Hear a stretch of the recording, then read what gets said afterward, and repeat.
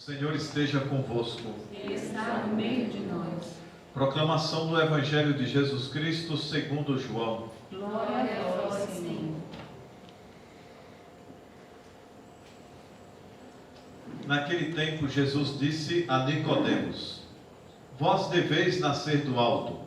O vento sopra onde quer, e tu podes ouvir o seu ruído, mas não sabes de onde vem nem para onde vai.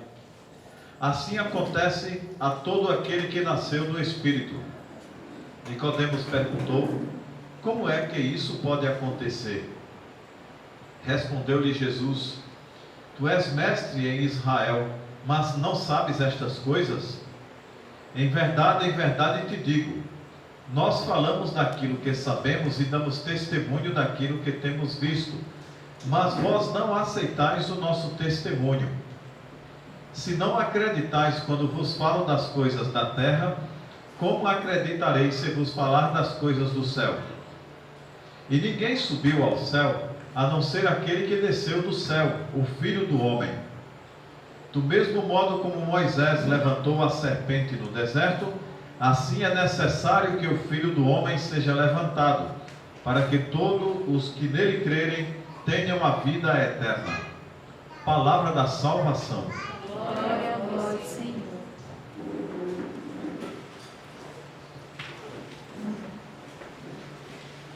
Meus irmãos e irmãs, quando nós olhamos para trás a nossa história, e a beleza da nossa história, da história da igreja, a gente vê coisas muito bonitas que com o tempo foram sendo esquecidas, mas que a gente não pode assim deixar que essas coisas passem. Esse tempo da Páscoa, dos primórdios, eram dedicados às catequeses mistagógicas, As pessoas recebiam uma catequese de preparação para receber sacramentos. Nos primeiros séculos, mais adultos recebiam, algumas crianças também, mas eram mais adultos, porque o Evangelho era novidade no mundo pagão. Então, depois de batizados na noite da vigília pascal, durante 50 dias eles ficavam recebendo essas catequeses, que acabaram entrando para a nossa liturgia, A gente vê isso no ofício das leituras, da liturgia das horas, e também esses textos bíblicos que nós temos também no tempo pascal. Todos eles falam da vida cristã. Então, a primeira coisa de que se fala, que se dá destaque, é o batismo. O que é o batismo? São Pedro diz, o batismo é hoje a vossa salvação, porque não é um pedido, não é somente para lavar o corpo, mas é um pedido a Deus para obter uma boa consciência, de um novo modo de pensar. É como quem realmente renasce. Nós temos um primeiro nascimento biológico e depois nós temos um renascimento, ou um nascimento espiritual, que nos é dado pela graça de Deus quando somos batizados. Então, a primeira coisa nessas catequeses ao longo desses 50 dias é a profunda consciência de como deve se viver um batizado, o que é o batismo e como é que a vida de um batizado. Então, geralmente nós lemos os Atos dos Apóstolos e no início nós lemos esse Evangelho de João, que é esse diálogo de Jesus com Nicodemos. É necessário nascer do alto. Se quem não nascer do alto não tem verdadeira vida, Esse é o ensinamento de Jesus para Nicodemos, que não compreende, toma isso num sentido prático, biológico. Como é que um homem pode voltar para o ventre de sua mãe para nascer de novo? Então Jesus lembra que não é um nascimento biológico, mas é um nascimento espiritual. É necessário nascer de novo, necessário nascer do Espírito. E então nos Atos dos Apóstolos nós vamos ter como era a vida dessas pessoas. Nos primórdios mesmo, ali os primeiros anos da vida cristã, ainda em Jerusalém, esse era o ideal de vida que eles viviam, Que era colocar tudo em comum.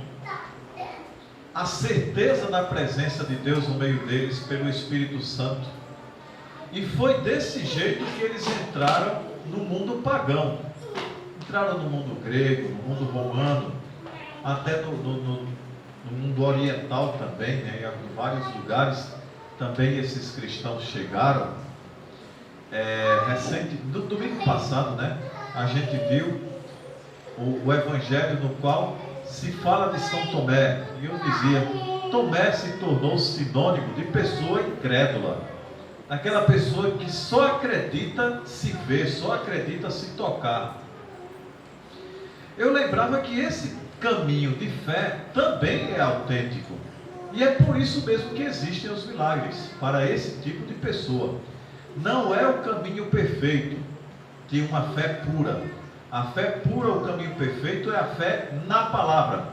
E por isso Jesus elogia aquele que acreditou sem ter visto, mas não reprova a fé de Tomé. Ele só diz que a outra é superior. Você acreditou porque viu? Bem-aventurados aqueles que creram sem ter visto. E quem foi que creu sem ter visto? De que o Evangelho provavelmente estará fazendo diretamente uma referência. O discípulo amado. Foi ele quem viu o túmulo vazio. Viu apenas o túmulo vazio e acreditou. Ele viu um sinal e acreditou. Mas ele acreditou porque existia uma palavra pré-existente àquela situação do túmulo vazio. Qual era a palavra? Do próprio Jesus. O Filho do Homem deverá ser entregue nas mãos dos homens, mas no terceiro dia ele ressuscitará. Com base nessa palavra e no sinal do túmulo vazio, ele chegou à fé. Então essa é uma fé pura, perfeita. Mas a fé de Tomé também era autêntica, embora não tão perfeita como a do outro. Mas olha só, como os cristãos penetravam com esse seu modo de viver, pela sua fé no mundo, e o transformavam. É muito bela a nossa história cristã, nós nos sentimos honrados com isso. Quando os portugueses chegaram nas Índias, aí em 1500, eles levaram missionários pensando que estariam levando uma novidade para as Índias, a fé cristã. E foram surpreendidos quando em Goa encontraram cristãos. Ainda hoje as comunidades cristãs, principalmente em Goa, são fortes, né? Como é que esses cristãos existiam ali? Quem foi que evangelizou vocês? Quem foi? Foi São Tomé. Pois é, Tomé chegou nas Índias, evangelizou, formou comunidade e ali foi martirizado, né? Com o seu sangue regou aquelas terras e os frutos foram abundantes. Então, não é somente a palavra que eles levaram, mas um modo de viver. Esse é o ideal de vida que é apresentado nos Atos dos Apóstolos e que os cristãos levaram a sério, viveram, por isso eles puderam entrar no mundo pagão e transformá-lo. Existiam muitos maus costumes que eram perversos entre os pagãos, né? Citando apenas 3 pelo menos aqui. O hábito costumeiro, que não era crime, de abandonar crianças defeituosas. Nasceu uma criança defeituosa para uma sociedade que preza pela perfeição, como os gregos e os romanos. Pode-se descartar essa criança. Ela será um estorvo para a sociedade, não só para a família, mas para a sociedade. Pode-se descartar. Então, os gregos, por exemplo, jogavam no precipício, a rochedo abaixo, acabou-se. Ninguém sentia remorso por causa disso. Era normal.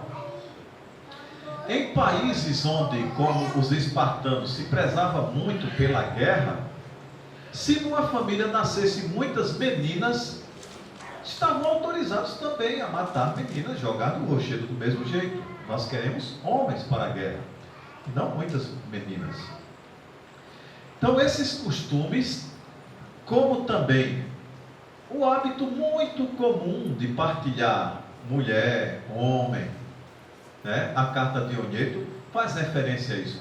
Os cristãos, eles têm tudo em comum. menos o leito. Ou seja, referência ao hábito corriqueiro de praticar adultério sem culpa entre os pagãos, e que os cristãos modificaram ao entrar nessas sociedades. Então esse modo de viver, esse modo de ser dos cristãos e de colocar as coisas em comum, já que já não mais existe entre eles, por exemplo, escravos, é normal, sociedade romana, qualquer sociedade antiga, mesmo os judeus tinham escravos, então já não é mais escravo, é um irmão, um membro da família. Então, aos poucos, o modo de ser dos batizados foi transformando as sociedades que passavam a ser cristianizadas, né? Não perfeitas, porque o pecado continuou existindo no meio deles, mas cristianizadas, e muitos costumes foram abandonados. Então, meus irmãos e irmãs, assim também para nós essa palavra é bastante significativa. É necessário que a gente tenha consciência da graça batismal, da qual nós somos revestidos, e que por causa disso nós temos que ter uma vida que corresponda a isso, que seja capaz de ser para o mundo realmente um sinal, um testemunho, senão também a fé, o testemunho cristão sem existir, faz com que a fé fique esvaziada, né? Sem sentido. Que Deus, por sua graça, nos fortaleça e nos torne sempre mais capazes de testemunhar essa vida em nossa sociedade. Louvado seja nosso Senhor Jesus Cristo.